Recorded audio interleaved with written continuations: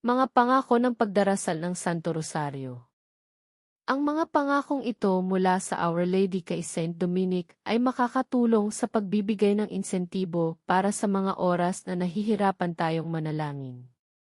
Ang sinumang matapat na maglingkod sa akin sa pamamagitan ng pagbigkas ng rosaryo ay tatanggap ng mga hudyat na grasya.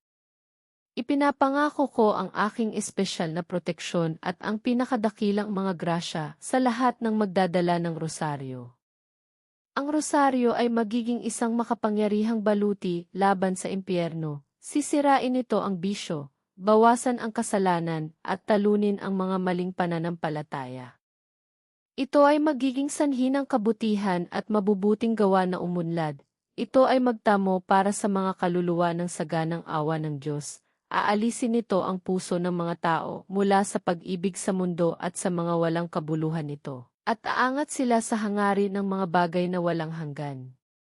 O, ang mga kaluluwa ay magpapabanal sa kanilang sarili sa pamamagitan ng ganitong paraan. Ang kaluluwa na nagrekomenda ng sarili sa akin sa pamamagitan ng pagbigkas ng rosaryo ay hindi mapapahamak. Ang sinumang magbigkas ng rosaryo ng buong taimtim na iniukol ang kanyang sarili sa pagsasaalang-alang sa mga sagradong misteryo nito ay hindi kailanman malulupig at hindi kailanman mabibigo ng kasawian. Hindi siya parurusahan ng Diyos sa kanyang katarungan, hindi siya mapapahamak sa pamamagitan ng isang hindi naibigay na kamatayan, hindi handa para sa langit. Ang makasalanan ay magbabalik loob.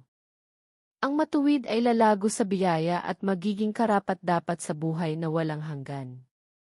Ang sinumang magkakaroon ng tunay na debosyon para sa rosaryo ay hindi mamamatay ng walang mga sakramento ng simbahan.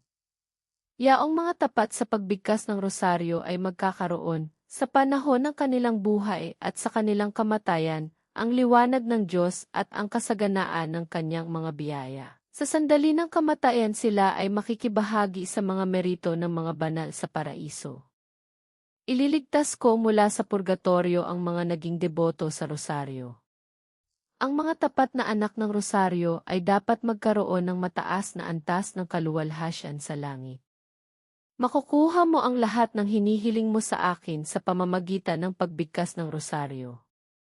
Ang lahat ng nagpapalaganap ng banal na rosaryo ay aking tulungan sa kanilang mga pangangailangan.